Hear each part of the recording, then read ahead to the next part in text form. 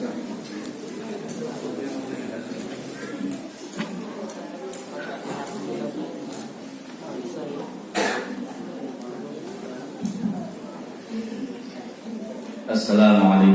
warahmatullahi wabarakatuh.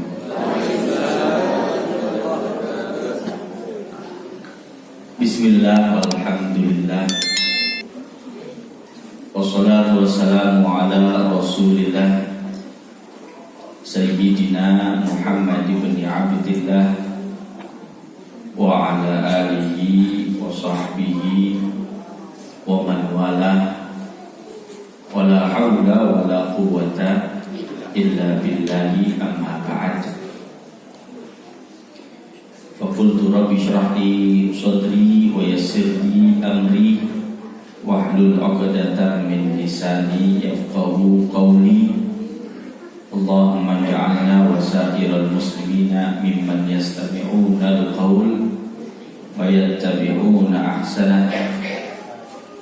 Allahumma akrimna bi nuril fahmi wa akhrijna min dhulumatil wahmi waftah lana abwaab rahmatik wanshur alaina hikmataka ya rabbal alamin.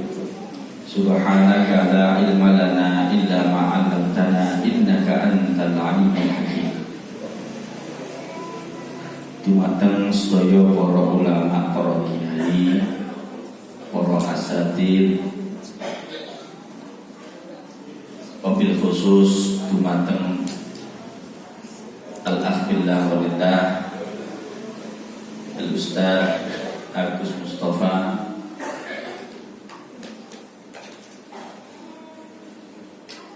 dan sedaya keluarga besar pesantren Darul Falah,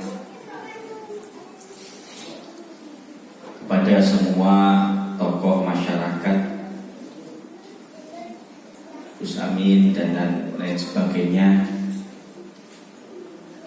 yang tidak saya sebutkan waktunya satu persatu karena untuk mempersingkat waktu tanpa mengurangi rasa hormat saya kepada beliau-beliau. Mudah-mudahan para ulama kita, para sesepuh kita, para orang tua kita senantiasa dilimpahi karunia berupa kesehatan, keafiatan, dan dijaga oleh Allah Subhanahu wa Ta'ala, dan mudah-mudahan senantiasa ditambah kemanfaatan dan keberkahannya, amin ya rabbal alamin. Pada segenap hadirin hadirat yang dirahmati oleh Allah Subhanahu wa Ta'ala, alhamdulillah kita malam hari ini bisa berjumpa kembali dalam majelis pengajian rutin.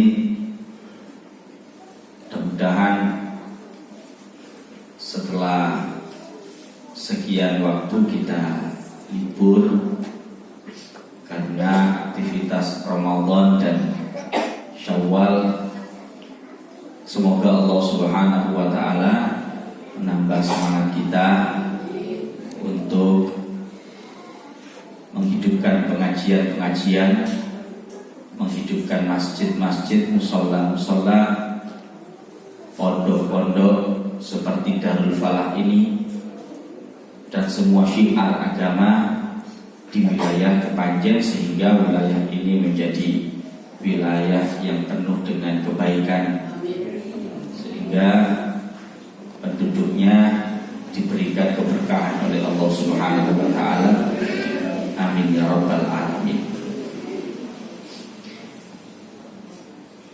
Saya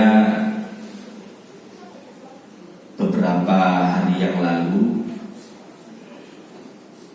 dikunjungi oleh rombongan sebagian dari jamaah pengajian Kepanjen dengan dikawal oleh Ustaz Agus Mustafa,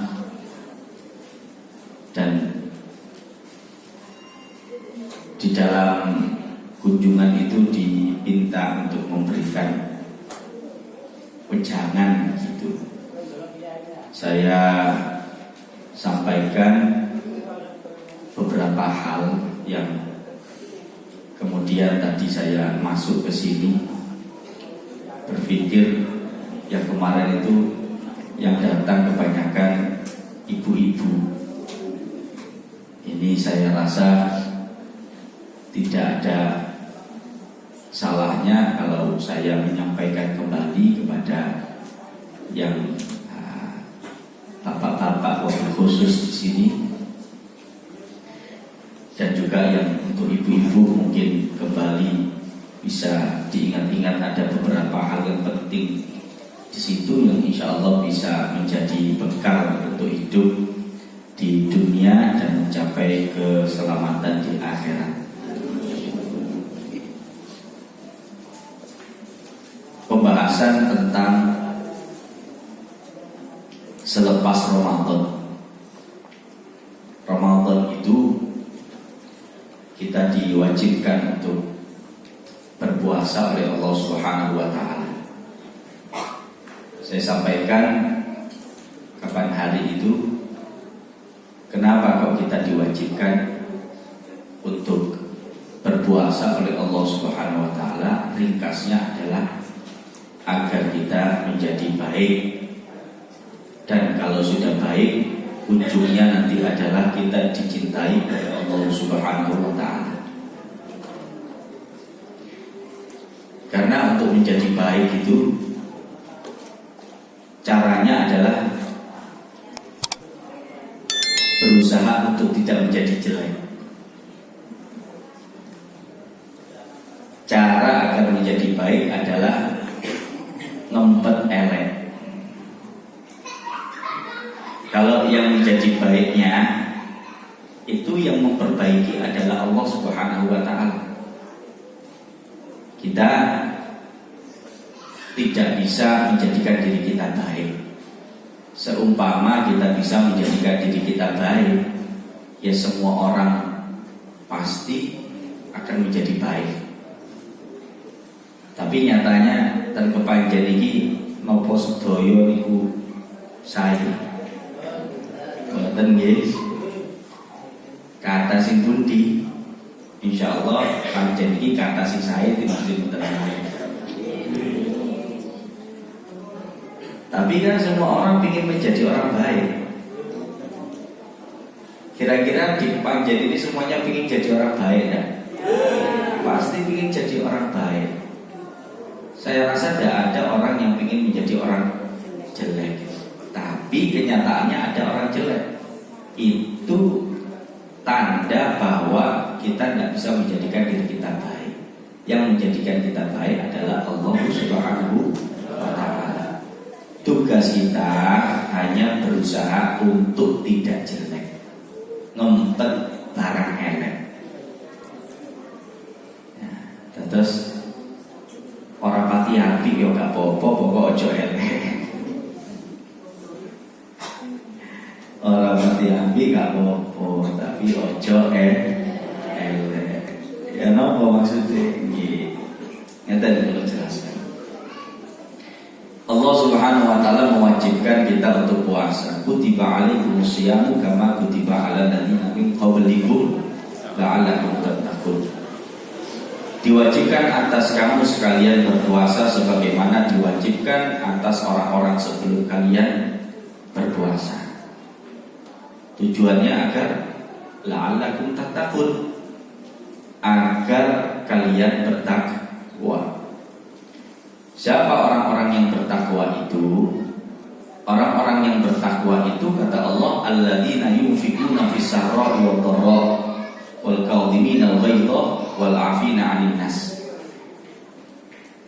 Orang-orang yang dia itu berinfak dalam keadaan lapang rezekinya atau rezekinya sempit,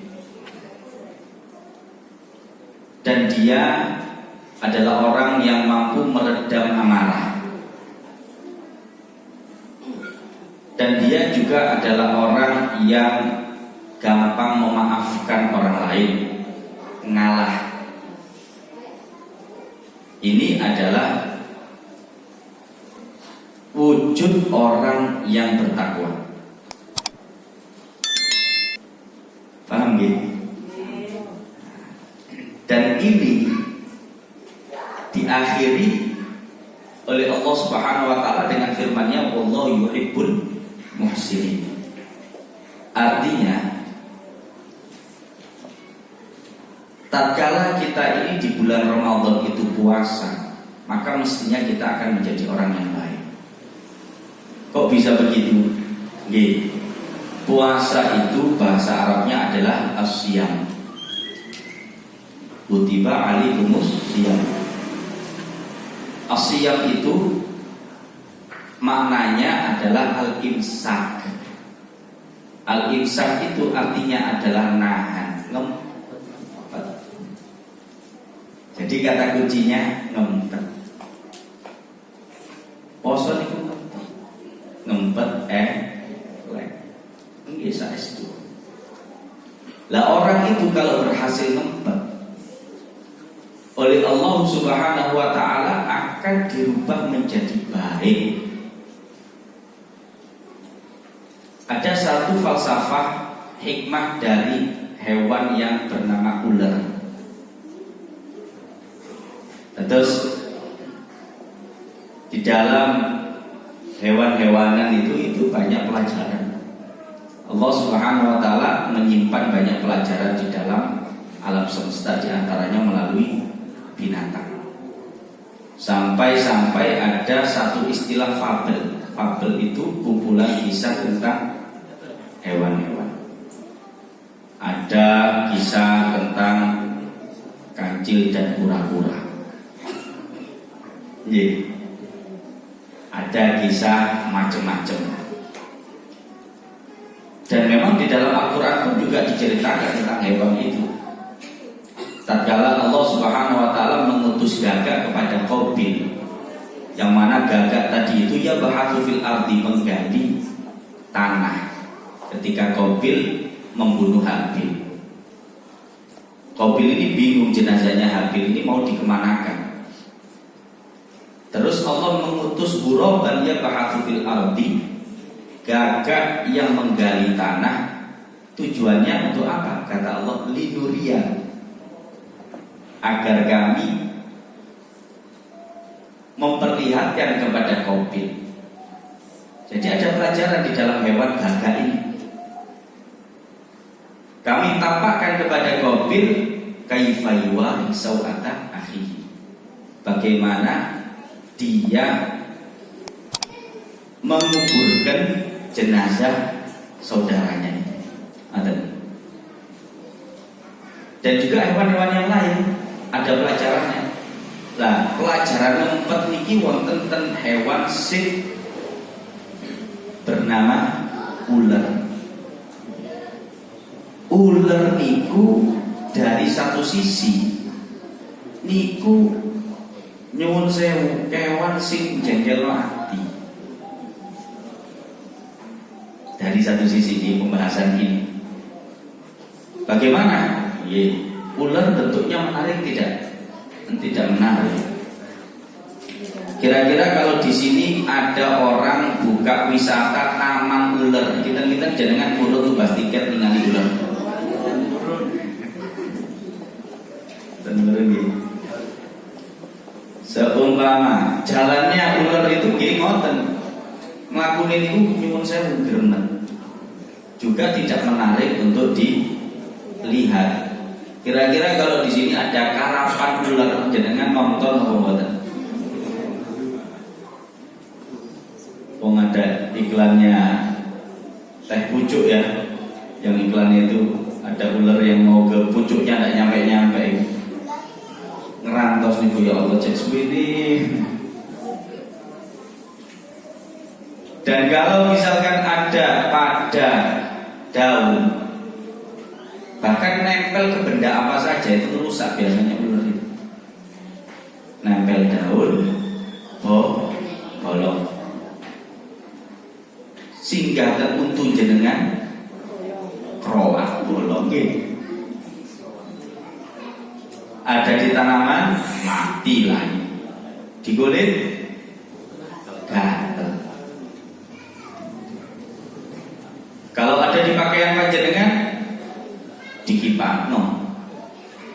Kan ngoten nah. Nggih. Ndak ada kayak kucing kayak iklannya apa sing viral itu imam yang sholat kemudian ada kucing yang naik ke atasnya itu masya Allah dilus-lus sambil baca Quran enak sambil dilus-lus. Niku kucing nek ular boten nanti sumerap kalau boten yang lus-lus ular. Sedikit ini ayo.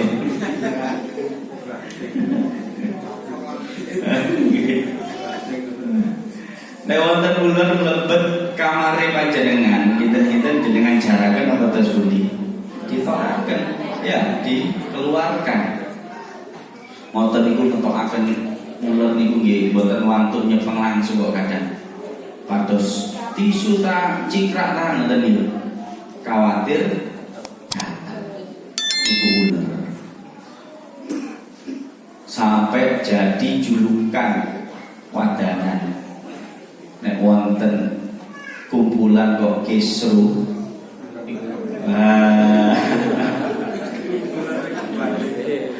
sampai wonten lho iku jamaah mushola itu jamaah masjid itu masya Allah winginane koyo guyub rukun ngono. Saiki kok moro pecah dhewe-dhewe iku apa iku? Ana ular re. Sampai ngoten iki. Iku pasutri iku anak ini mola sebentar niku lho meteng. Lho. Kaya ngono rukune sampai sebentar iso meteng. Kok iso saiki dhewe-dhewe ya. Sing salah sing ular, amjane ana ular iki. Pokoknya barang elek ini dikaitkan dengan ular. Lah ular yang konotasinya buruk tadi itu seumpama mau ngempet jadi kepompong ngentungi cukup ngempet kemudian oleh Allah Ta'ala dirubah menjadi kupu-kupu. Pertanyaannya apakah ular tadi yang merubah dirinya menjadi kupu-kupu?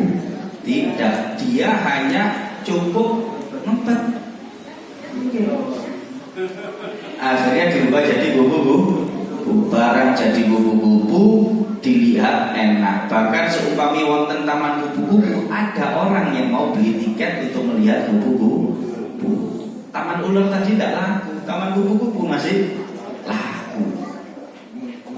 Bahkan kupu-kupu jangankan yang hidup, yang sudah jadi bangkai itu juga masih dicari orang laku, masih manfaat. Sudah mati tapi masih manfaat.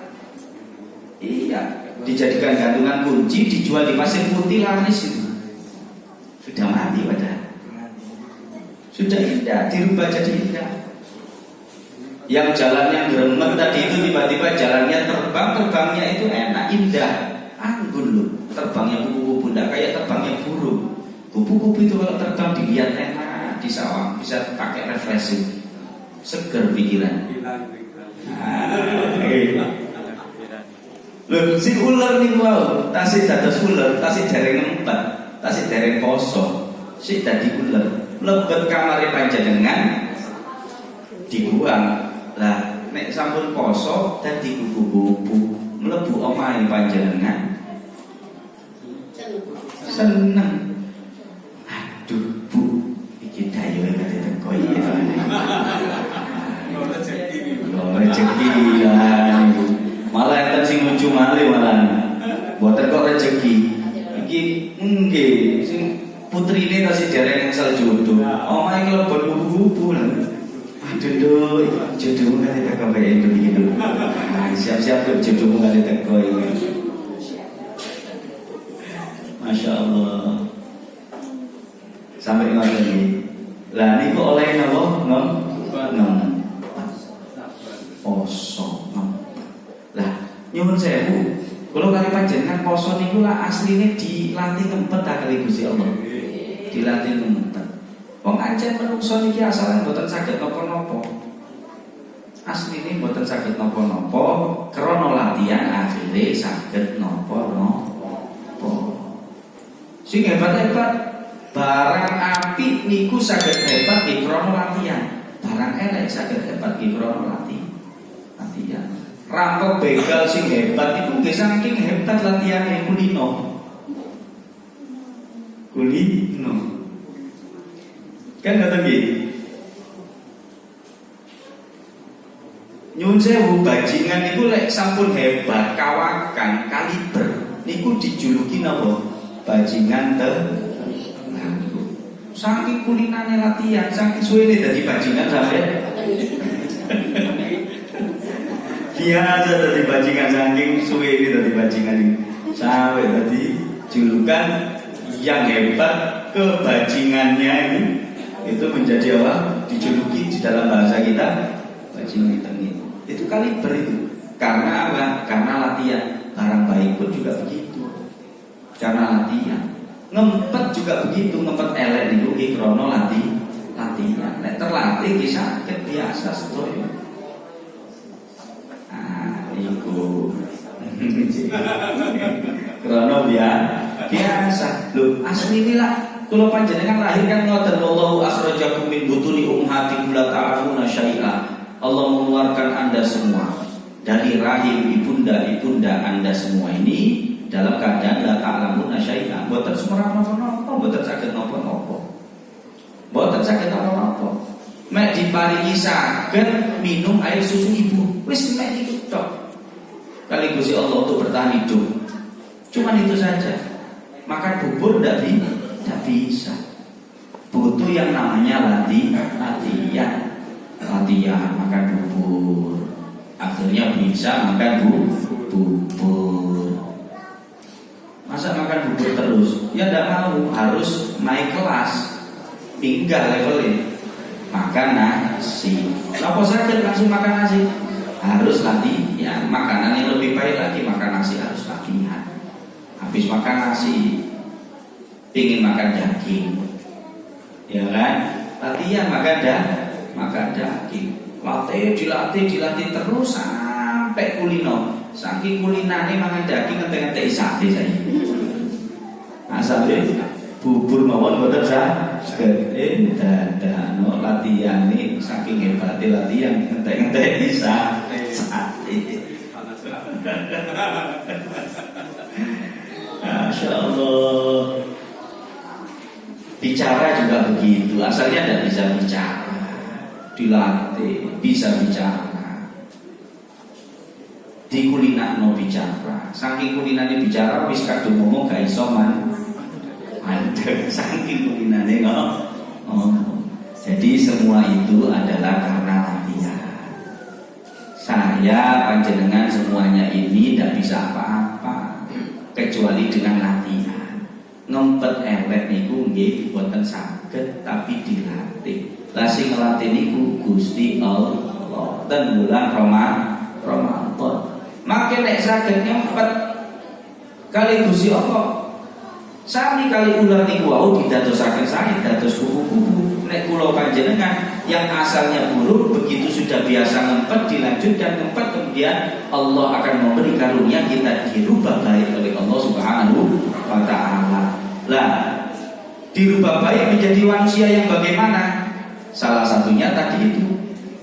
Setelah puasa wasaru ila maghfiratin min rabbikum wa jannatin 'arduha samawati wal ardu uiddat lil muttaqin. Lah kita puasa itu untuk bergegas mendapatkan ampunan Allah Subhanahu wa taala. Man shoma ramadhana imanan wa ihtisaban ghufira lahu ma taqaddama min dhanbi.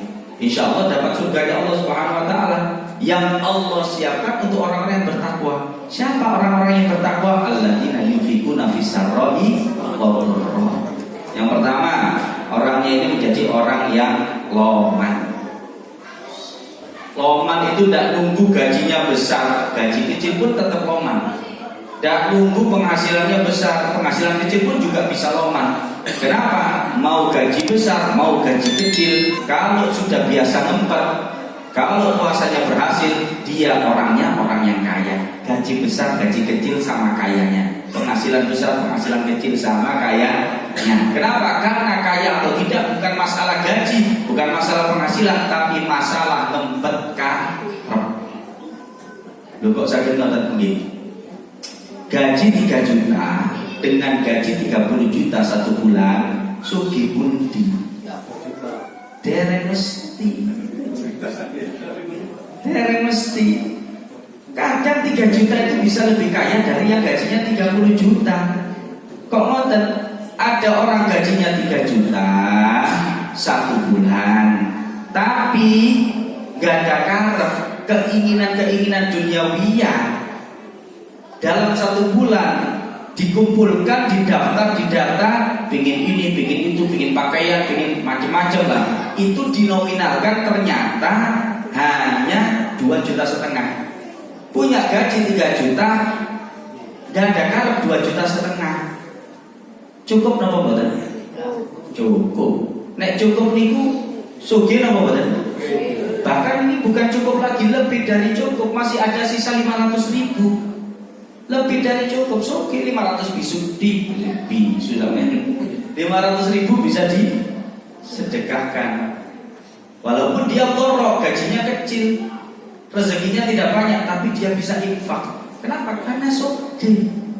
Yang 30 juta keinginannya macam-macam, melenceng rono, HP ini itu macam-macam. Walhasil 1 bulan kalau dinominalkan karep-karep tadi itu ternyata ketemunya 50 juta, gajinya 30 juta, tapi karepe 50 juta. Cukup napa mboten?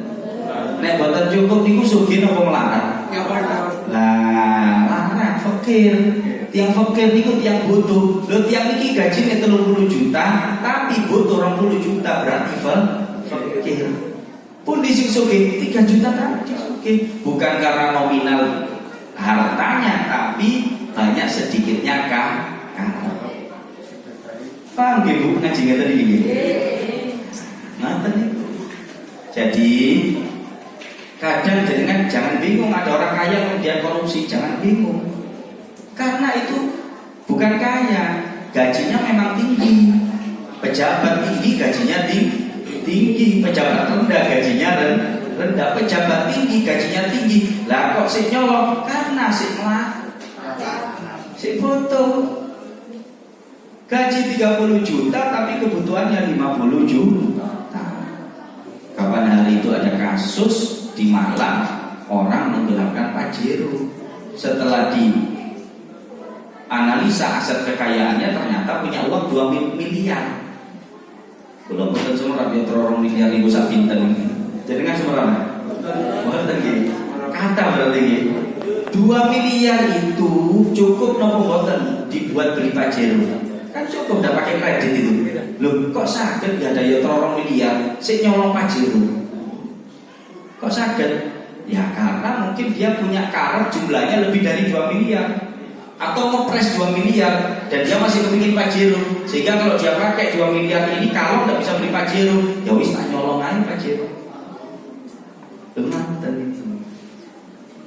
Jadi orang kalau dia biasa ngempet di bulan Ramadan itu orang yang pasti sugih. Sene sugih ya trone mana sugih. Karena biasa ngempet karepe boten pati kata.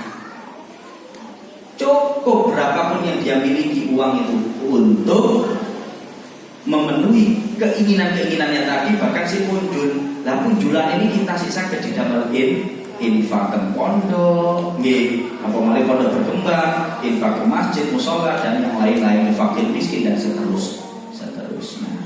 Loh, tiang sing boten pati gak ada karepnya teniki, niku boten kok masalah infak saja, tapi bahkan juga masalah berdagangnya. Seumpama niku berdagang, dia akan menjadi pedagang yang baik. Seumpama dia pejabat, dia akan menjadi pejabat yang baik. Orang pati gak ada karep. Seumpama dia polisi, menjadi polisi yang baik. Ada satu kisah Imam Abu Hanifah. Imam Abu Hanifah ini pedagang, punya toko di pasar. Ini Imam Abu Hanifah, imam besar, bukan imam musola. Imam Abu Hanifah ini biasa dikenal dengan Imam Hanafi. Punya toko di pasar, toko kain.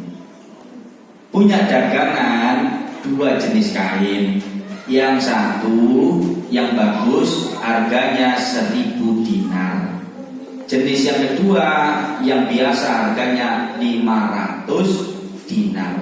Atau gampangnya, yang bagus 1 juta, yang biasa 500.000 ngoten nggih. Lah, suatu ketika Imam Abu Hanifah ini keluar, ada perlu. Pas Imam Abu Hanifah ini keluar, tokonya dijaga sama karyawan. Terus ada orang Badui. Orang Badui ini orang pedalaman, orang dari pelosok desa. Datang ke tokonya Imam Abu Hanifah beli kain. Oleh karyawannya Imam Abu Hanifah, orang tadi itu beli kain yang harganya 500.000 dihargai 1 juta. Sudah, transaksi selesai. Pembeli tadi keluar dari toko, tidak lama jalan, semisal ini pintu tokonya adalah pintu ini, mungkin di tembok itu ketemu Imam Abu Hanifah pulang, mau kembali ke toko. Dilihat ini tadi pembeli, katanya Imam Abu Hanifah, sebentar, kamu beli apa? Oh, saya beli kain. Oh, lihat kainnya. Dilihat sama Imam Abu Hanifah. Loh, ini kain harganya mestinya 500.000. Kamu ini beli berapa? Saya beli 1 juta. Kata Imam Abu Hanifah, ayo kembali ke toko. Kembali ke toko, terus ditanya karyawannya, ini tadi dia beli ini harganya mestinya 1 juta. Kenapa? Mestinya harganya 500.000. Kenapa kamu jual 1 juta? Lah, melihat ini karyawannya ditegur sama Imam Abu Hanifah, si pembeli ini merasa kasihan, mengatakan, wahai Imam Abu Hanifah, tidak apa-apa. Nopo malih iki sing sadean kiai tambah wis boten napa-napa nyai, boten napa-napa. Tidak apa-apa, Imam Abu Hanifah. Tadi kan juga sudah selesai transaksinya dan saya juga sudah ridho, tidak apa-apa, saya sudah beli. Kata Imam Abu Hanifah, tidak, anta mukhayyar. Kamu sekarang boleh milih. Kamu saya beri 1 kain lagi, atau kainmu ini saya ganti dengan yang harganya sesuai, yaitu yang harganya 1 juta tadi. Milih yang mana? Akhirnya si pembeli tadi ini milih, ya sudah, tambahkan saja 1 kain lagi seharga 500.000, jadi sesuai. Nah, seumpama ada orang yang berdagang caranya seperti ini, kira-kira jenengan bilang ini orang baik atau tidak? Baik, jadi kupu-kupu. Karena apa? Karena boten pati gak ada kata, sehingga bisa menjadi baik. Dalam berdagang pun bisa menjadi baik. Bekerja juga begitu, bisa menjadi baik. Jadi ketika dia puasa berhasil, diantaranya adalah dia menjadi orang yang kaya dan dia gemar berinfak karena memang memiliki kelebihan harta. Sebab karep sama barang lebih banyak barang. Jadi kaya itu adalah karep dengan harta lebih banyak harta. Melarat itu karep dengan harta lebih banyak karep. Jelas teman-teman ini? Ini coba sih. Kaya itu monggo. Karep dengan harta lebih banyak harta. Melarat itu karep dengan harta lebih banyak apa nih? Jadi jangan terlalu pusing dengan waktu gaji 3 juta, UMR 2 juta tambahnya 2 juta berapa. Jangan pusing sama itu. Yang penting itu bukan hartanya dapat berapa, jenengan saged nyesuaikan apa mboten. Karena ada orang ndak pantes sugih, Mas Yota. Gajinya besar tapi gak pantes sugih. Kenapa? Ya karena dia tambah kaya, gayanya juga tambah kakean gaya. Akhirnya gak sugih. Bahkan belum kerja sudah mengumpulkan gaya. Mbak, aku tak kerja di toko HP itu, Mbak. Loh, apa bisa enak kerja di toko kain kok pindah nang toko HP? Soalnya di toko HP kok aku iso nyicil kredit HP si api. Lah mau kerja turun kok wis nglumpukno karep. Aku tak kerja di dealer motor ae, Mas. Lho lha apa? Oh wis enak iki lho kerja di toko. Kok nang dealer motor? Iya, soalnya enak rek di dealer motor iso gampang nyicil motor. Lah wong kerja durung wis ngumpulno karep endi kate sugih. Belum dapat harta, hartanya sudah ditumpuk. Nah, niki jadi rumusnya Sugih itu jenengan nggak ingin jadi orang sugih ya. Nah, disesuaikan karep dengan harta, harus lebih banyak harta, jangan lebih banyak karep. Kemudian lama-lama kalau ini terus dilatih, insya Allah jenengan pantas jadi orang kaya berapapun penghasilan panjenengan. Lajeng dilatih tidak terlalu butuh kepada orang, dilatih sehingga tidak terlalu marah sama orang, biasa saja. Ketika di bulan Ramadan jenengan dilatih fokus kepada diri sendiri, tidak terlalu butuh sama orang, lama tenang. Karena ini jenengan cepeng niki rumusnya Sayyidina Ali bin Abi Thalib. Sayyidina Ali bin Abi Thalib ini punya rumus begini, ya. Ahsin man syi'ta takun amiron, wastagni amman syi'ta takun nadhiron, wahtaj ila man syi'ta takun asiron, katanya Sayyidina Ali bin Abi Thalib. Niki cepengan supaya saged ten masyarakat niku panjenengan iki sekejo. Niki rumus sosial Sayyidina Ali bin Abi Thalib. Kata Sayyidina Ali bin Abi Thalib, berbuat baiklah kepada siapa saja, maka kamu akan menjadi rajanya orang tersebut. Dan berlakulah, jangan merasa butuh kepada siapa saja yang kamu kehendaki, maka kamu akan menjadi orang yang sepadan dengan dia. Dan silakan kamu butuh kepada siapa saja. Sekali kamu butuh kepada seseorang, maka kamu akan menjadi tawanan orang tersebut. Ini rumusnya sih, gampang ingat. Nek kula kali panjenengan iki berbuat baik, memberi kepada orang, itu kita ini malah luhur. Malah kita ini bisa menjadi orang yang diajari sama orang. Seumpama tidak bisa berbuat baik, minimal jangan terlalu butuh sama orang. Kalau kita tidak terlalu butuh sama orang, ya, itu kita ini akan merasa sama siapapun, mau artis mau apa, itu sama kedudukannya sama kita. Nyun saya, kalau paling contoh, kadang RT kali presiden ini buatan jenengan reken, tapi RT jenengan reken. Misal panjenengan butuh sama RT, mau bikin acara manten ten kampung nutup jalan, izin ten RT. Sebelum izin panjenengan kepanggil oleh Pak RT, kita jenengan berlaku sae sopan, bahkan maringi hadiah atau boten. Nggih wong kate iki izin ada butuhnya sama RT. Nggih kepanggil begini, Masya Allah. Kalau betulakan apa? Waduh ngoten barang. Kelihatan RT jalan ini malah di Pak, Masya Allah, terus nanti kabar saya bawa belanja, saya bantu apa? Ngoten. Karena ada butuhnya sama RT. Tapi ada presiden datang seumpama di sini, dan jenengan tidak terlalu butuh kebetulan sama presiden ini. Secara langsung tidak terlalu butuh. Paling kalau presiden iwak ya jenengan mek. Walah kita presiden ini ngoten to. Tapi lek ten RT Masya Allah RT lujeng jenengan Masya Allah kula betakaken ten presiden ngoten Bu. Kenapa? Karena jenengan tidak terlalu butuh sama presiden saat itu. Maka jenengan akan merasa sama sejajar posisinya. Makanya dikatakan kalau kamu butuh kepada seseorang, jenengan kita ini mesti jenengan ini akan merasa tersandra kepada orang tersebut.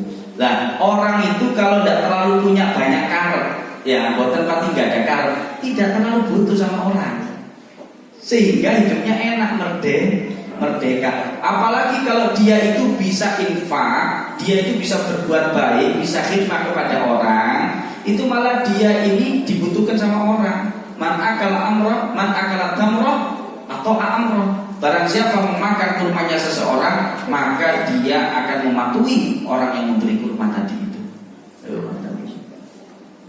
Nah, ini lu itu bisa berhasil karena apa? Karena ngumpet tadi itu di bulan puasa. Paham ya? Dan orang kalau tidak terlalu butuh sama orang, gak pati ngamuk. Alah wis wong gak pati ngaruh kok nang aku. Gak ngamuk biasa. Makanya dia bisa wal kadhiminal ghaidha, saged ngempet marah. Saged ngempet marah.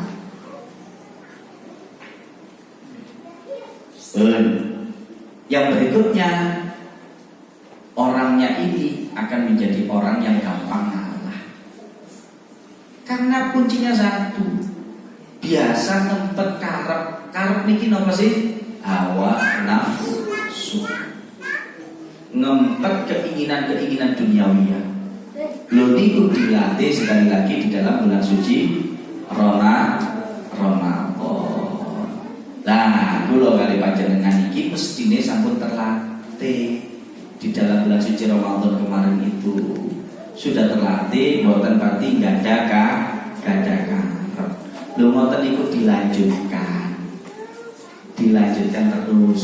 Karena itulah mujahadahnya kita, jihadun nafs, jihad melawan hawa nafsu kan ngoten.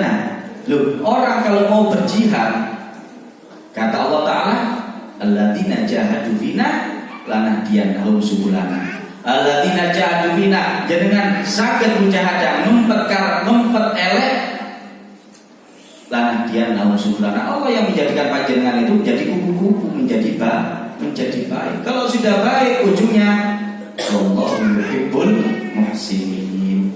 Kita akan dicintai oleh Allah Subhanahu wa ta'ala. Paham gini? Ini jenengan jenengan pun gampang ngeten. Para jamaah hadirin hadirat ingkang dimuliakan, monggo kula panjenengan dilanjutkan lagi kebiasaan-kebiasaan yang baik tatkala kita ada di dalam bulan suci Ramadan. Ngeten nggih. Ya, berarti puasa lagi Ustaz. Tidak harus puasa lagi. Kalau mau puasa lagi lebih baik. Tapi yang paling penting adalah tetap melatih diri ngempet hawa nafsu. Wong sudah dikasih fasilitas, dimudahkan untuk ngempet hawa nafsu selama bulan suci Ramadan. Itu mudah sekali. Bulan Ramadan mudah tidak ngempet hawa nafsu? Mudah. Selain Ramadan agak sulit dibandingkan Ramadan. Nopo? Karena di Ramadan itu jenengan diwajibkan ngempet hawa nafsu. Kutiba alaikumusiyam, kami wajibkan untuk kalian ngempet. Nah ini diwajibkan sama Allah Ta'ala. Loh, memang kewajiban itu kalau dilihat kayaknya berat, tapi hakikatnya itu adalah welase Allah Subhanahu wa ta'ala. Karena kalau tidak diwajibkan, kita ini tidak akan bisa ngempet hawa nafsu minimal 1 bulan itu. Kita tidak akan bisa puasa kalau tidak diwajibkan. Lho kok sakit ngoten? Nih kula paringi contoh. Saya kasih contoh ya. Seumpama niki jenengan ke dokter. Ini mugi-mugi sehat semuanya. Seumpama ada orang sakit kemudian dia ke dokter. Ada satu dokter melihat pasien ini adalah orang yang harusnya berpuasa supaya cepat sembuh. Kalau tidak puasa akan bahaya buat dia. Tapi dokter tidak mewajibkan. Dia cuma bilang, Pak, saya anjurkan panjenengan ini puasa supaya cepat sembuh. Orang yang seperti ini hanya anjuran saja dari dokter, maka akan sulit berpuasa. Contoh, seumpama dia puasa, kalau begitu saya besok puasa dok. Oh iya, besoknya puasa. Tengah-tengah puasa jam 10 pagi tiba-tiba ada kawan yang dari luar kota. Ada kawannya dari luar kota bawa makanan kesukaannya dia. Seumpama dari Gresik bawa nasi kerawu yang paling enak di Gresik. Seumpama, Assalamualaikum. Waalaikumsalam warahmatullahi. Loh, Masya Allah, wong Gresik rek wong ado teko nang kene, Masya Allah.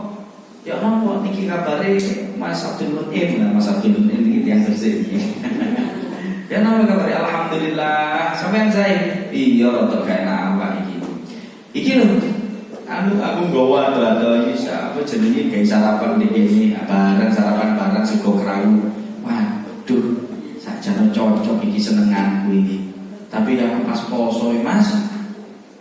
Waduh emang rek lagi selak mambu iki.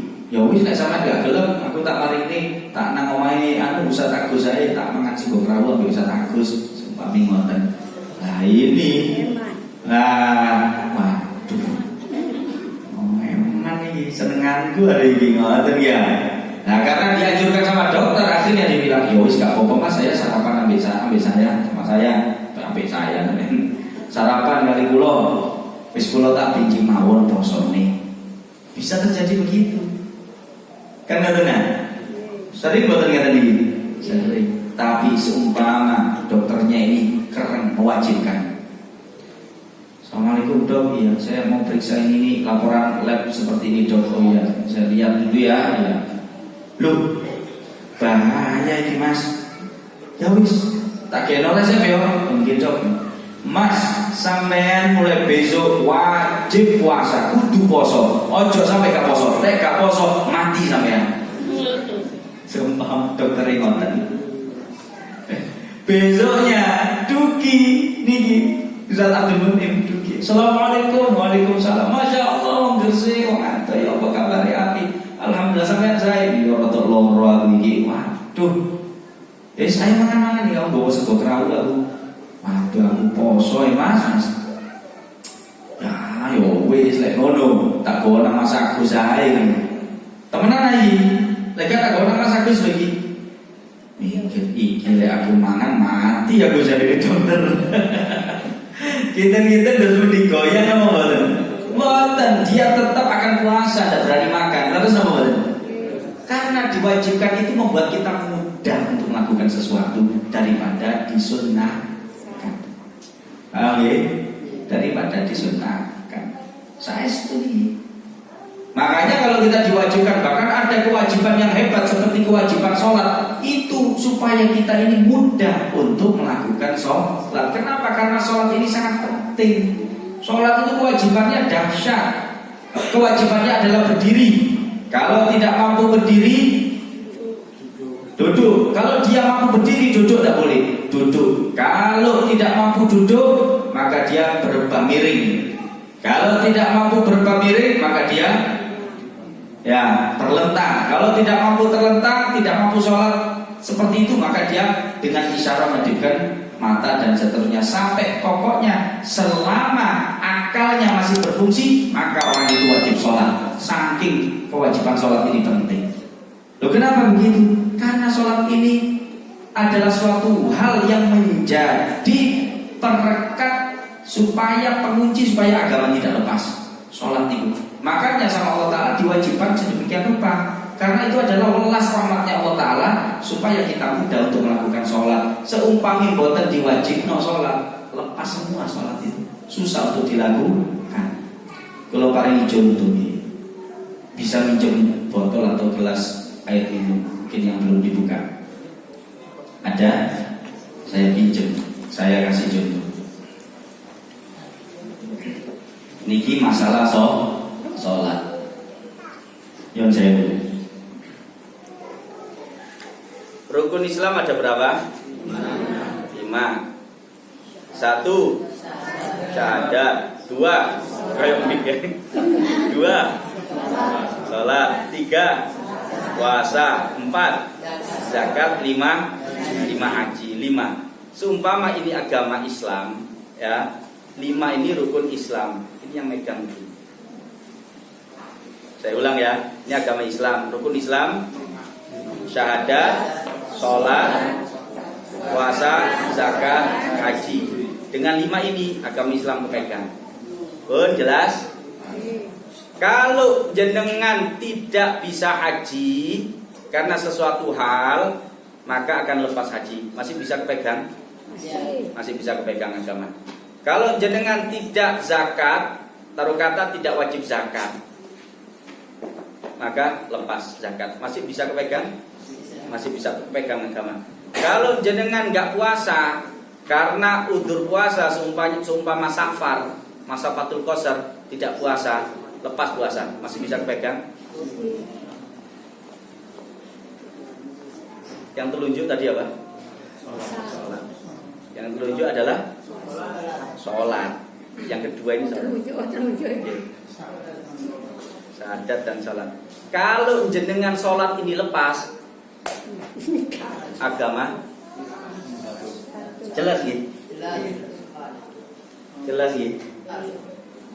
Makanya kewajiban sholat itu seperti itu, diwajibkan betul-betul oleh Allah Subhanahu wa Ta'ala. Dan kalau tidak diwajibkan, kita tidak mungkin bisa sholat dengan mudah. Karena diwajibkan itu kita mudah melakukan sholat. Jadi pandanglah tugas-tugas atau perintah-perintah wajib dari Allah Ta'ala itu merupakan kasih sayang Allah kepada kita umat Nabi Muhammad Sallallahu Alaihi Wasallam. Karena Allah ingin mencintai kita dan kita dipantaskan untuk mendapatkan cinta Allah Ta'ala, kita dijadikan baik oleh Allah Ta'ala, sehingga Allah mengatakan wallahu yuhibbul muhsinin. Pun setengah dosa kalau kita dicekap, monggo sama-sama kita berusaha untuk melanjutkan kebaikan-kebaikan yang sudah kita lakukan di bulan suci Ramadan. Kata kuncinya ngempet. Nomor sedikit di antaranya ngempet kak. Nomor 2 ngempet barang jelas ya, insya Allah akan diindahkan oleh Allah Subhanahu Wa Taala. Kemudian yang kedua juga tadi yang terakhir saya sedikit menyampaikan, jangan sampai meninggalkan sholat. Jangan sampai meninggalkan sholat. Nomor 2, keluarga dijaga betul-betul. Jangan sampai keluarga kita meninggalkan sholat, utamanya istri dan anak. Dinasehati terus supaya kita terjaga sholatnya. Karena kalau sholat sampai lepas, maka agama akan lepas. Na'udzubillahi min dzalik. Pun niki manfaat. Mudah-mudahan Allah Subhanahu Wa Taala memberikan kita semua ridhonya dengan mengaji ilmu agama seperti demikian. Allah tambah kekuatan iman kita, Allah tambah kekuatan keyakinan kita, dan mudah-mudahan Allah Subhanahu Wa Taala memberikan kepada kita taufiknya sehingga apa-apa yang menjadi hidayah dari pelajaran yang sudah kita dapatkan di dalam pengajian ini, Allah jadikan kita mampu untuk melakukannya.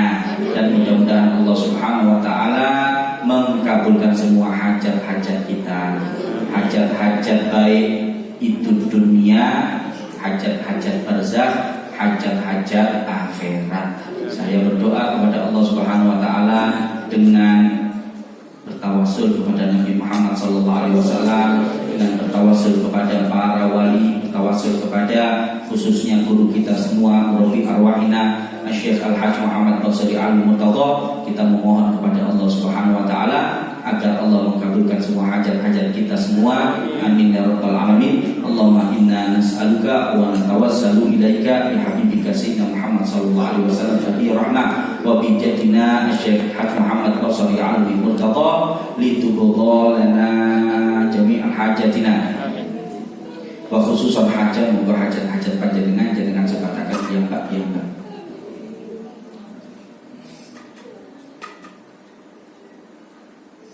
Julukan hajat akhirat jenengan suwun minta supaya masuk surga tanpa hisab.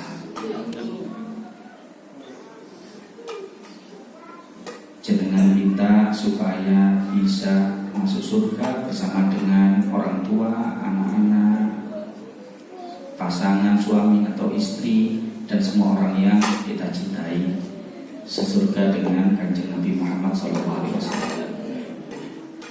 Jangan minta supaya bisa hadir di belakang haudnya Rasulullah SAW, untuk bisa meneguk minuman dari telaga tersebut, langsung melalui tangan Nabi Muhammad SAW.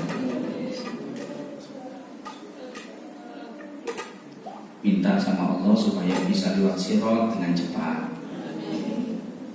Minta sama Allah supaya timbangan amalnya yang buruk dirubah menjadi baik. Minta sama Allah Subhanahu wa taala agar di mahsyar diringankan, menjadi termasuk golongan yang alal araiki yang turun berada di dipan-dipan dalam keadaan damai tenteram dan mendapatkan naungan Allah Subhanahu wa taala. Mohon syafaat Nabi Muhammad SAW. Jangan lupa juga hajat-hajat barzakh. Mohon supaya diselamatkan dari fitnah kubur, selamat dari pertanyaan munkar dan nakir. Minta agar kuburannya kelak akan dijadikan taman-taman surga, dijauhkan dari kuburan yang menjadi lembah-lembahnya neraka.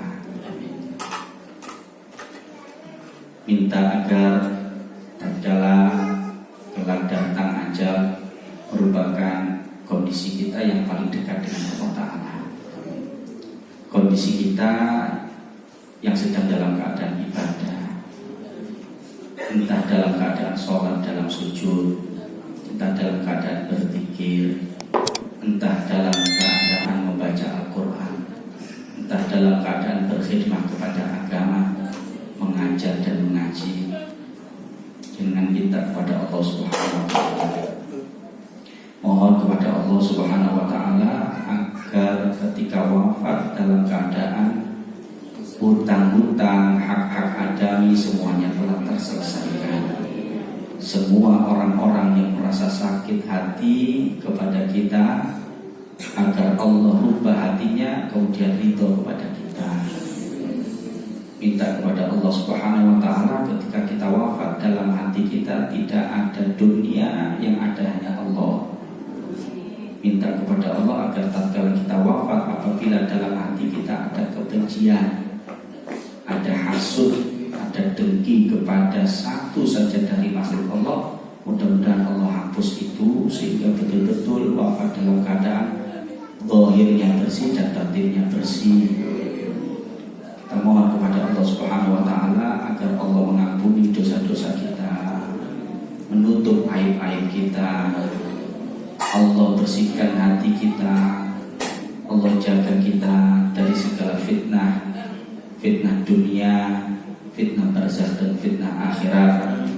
Mudah-mudahan Allah Subhanahu wa taala menjadikan rezeki kita, anak-anak kita, usia kita, keluarga kita, perjuangan kita, rumah kita, masjid-masjid kita, pondok-pondok kita, madrasah-madrasah kita, santri-santri kita, semuanya adalah memiliki berkah yang banyak.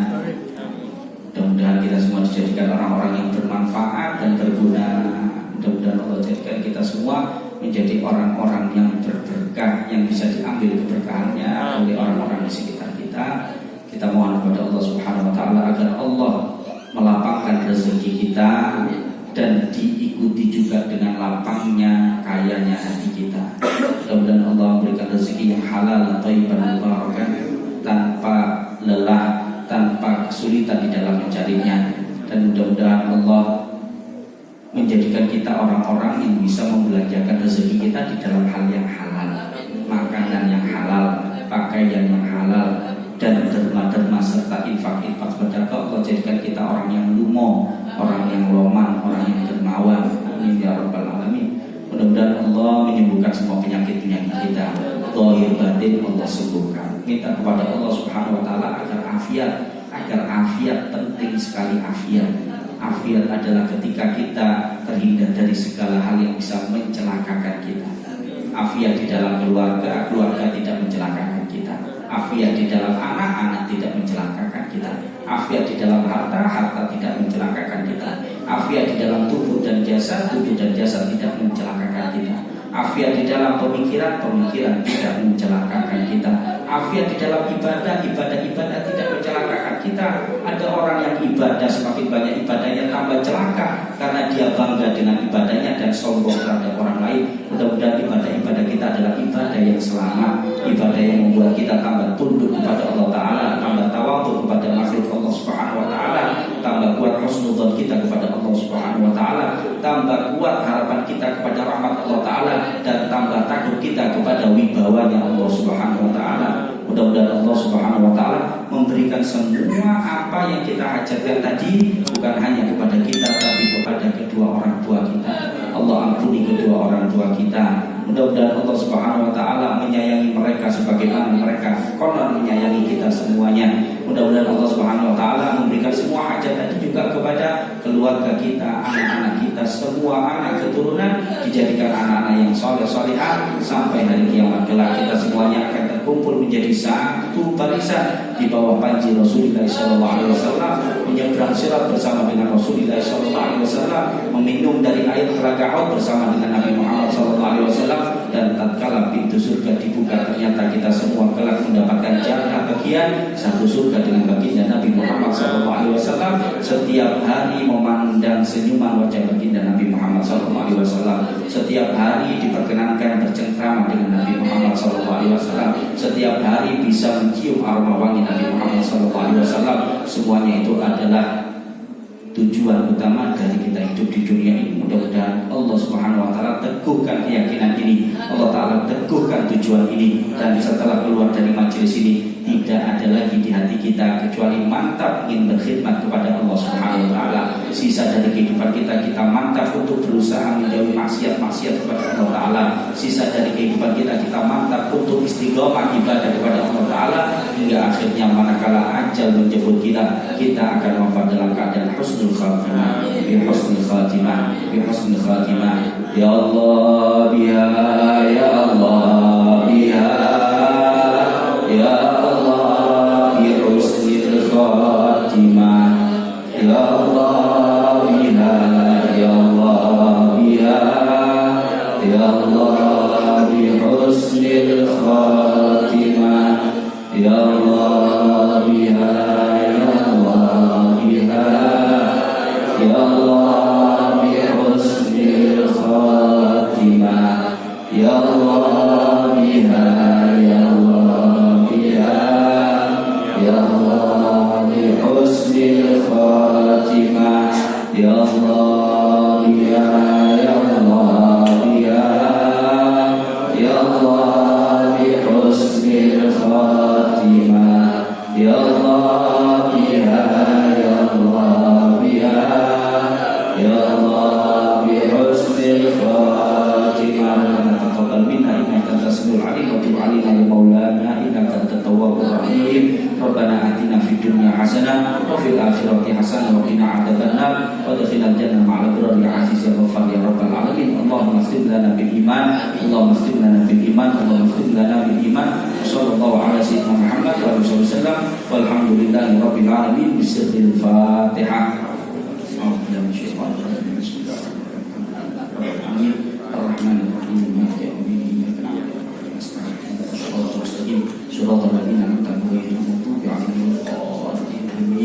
Mohon maaf sebesar-besarnya saya belum mengucapkan mohon maaf lahir dan batin. Taqabbalallahu minna wa minkum. Nyuwun agunge pangapunten bila wonten ucapan-ucapan ingkang kasar kula niki mboten ngerti saged basa Jawa sing halus. Mudah-mudahan kasarnya seperti salah, kasar di luar, halus di dalam. Amin ya rabbal alamin. Matur nuwun sanget. Hadza ma'akum wa ma'akum wabillahi taufiq wal hidayah. Assalamualaikum warahmatullahi wabarakatuh.